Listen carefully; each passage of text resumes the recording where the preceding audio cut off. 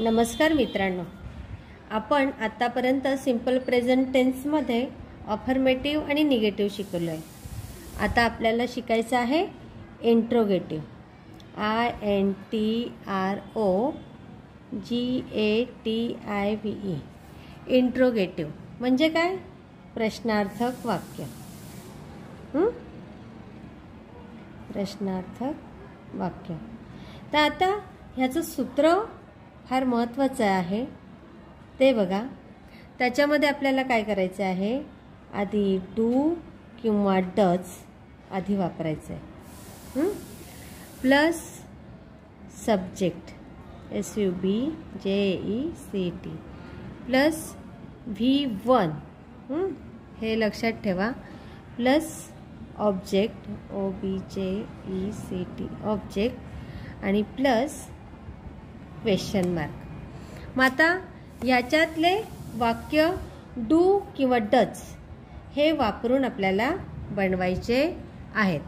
आता मी एक वाक्य म्हणून दाखवते तुम्हाला. Do Mahesh come here daily. Mahesh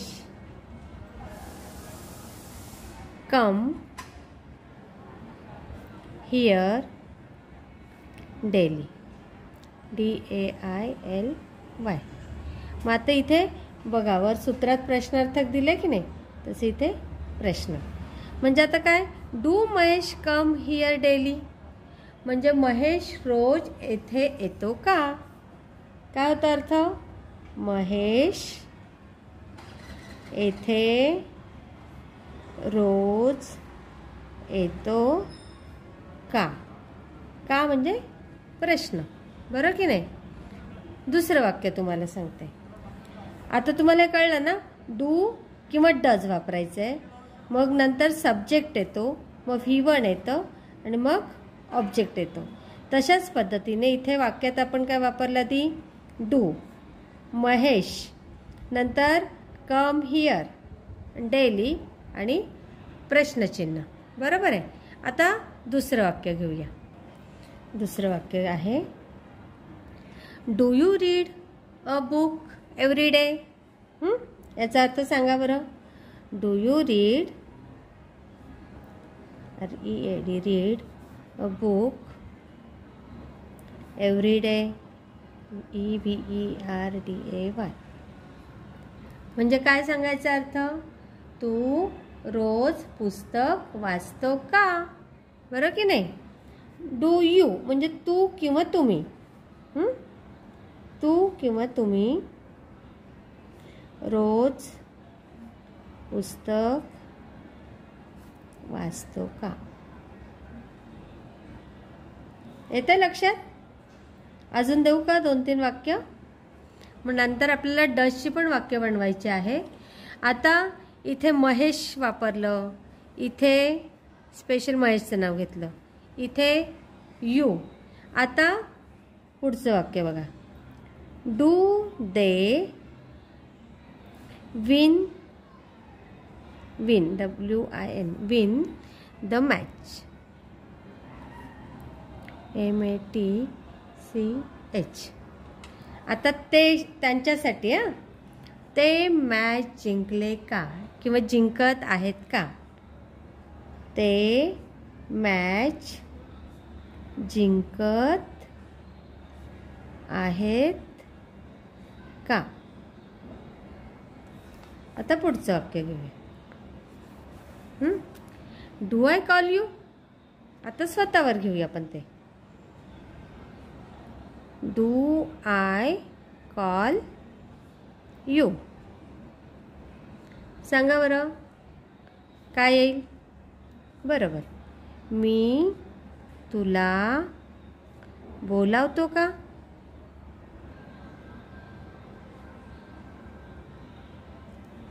पुढचं वाक्य.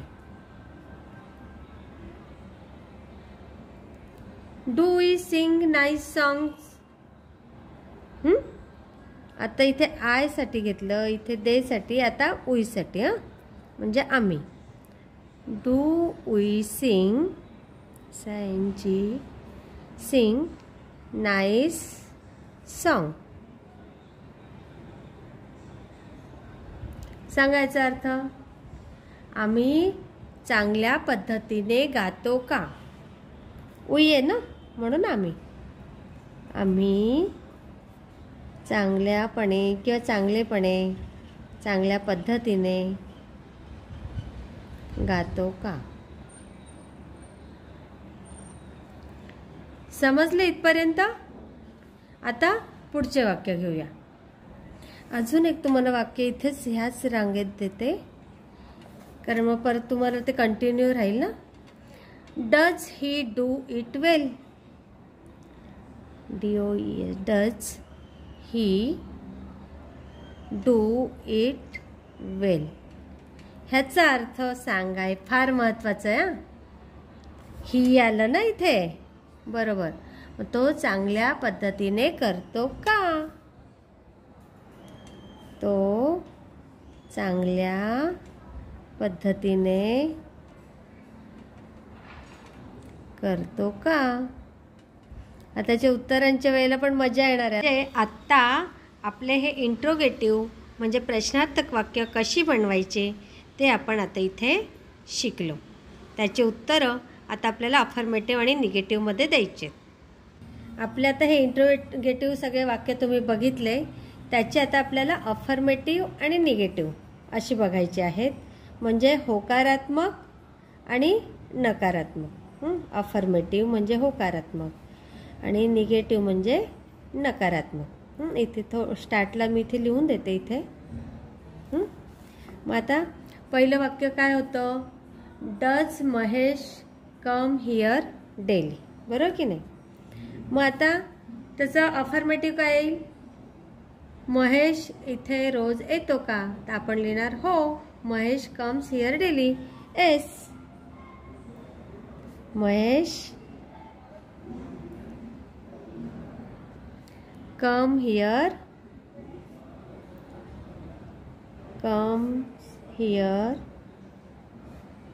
डेली. आणि निगेटिव्ह कसं येईल आता त्याचं? बोलू शकता कोणी? बरोबर, महेश डज नॉट, कारण महेश आहे म्हणून इथे डज येईल. Does not come here daily. आता सेकंड काय आहे? Do you read a book every day? तू रोज पुस्तक वाचतो का? बरं की नाही? Do you read a book every day? तू किंवा तुम्ही असं येतं ना, मग आपण लिहायचं yes. I read a book. Yes. I read a book every day. EVERDAY. आणि निगेटिव्ह कसं येईल त्याचं? बरोबर, आय डू नॉट. हे बघा, आय आहे म्हणून डू आलं इथे. I do not read a book every day.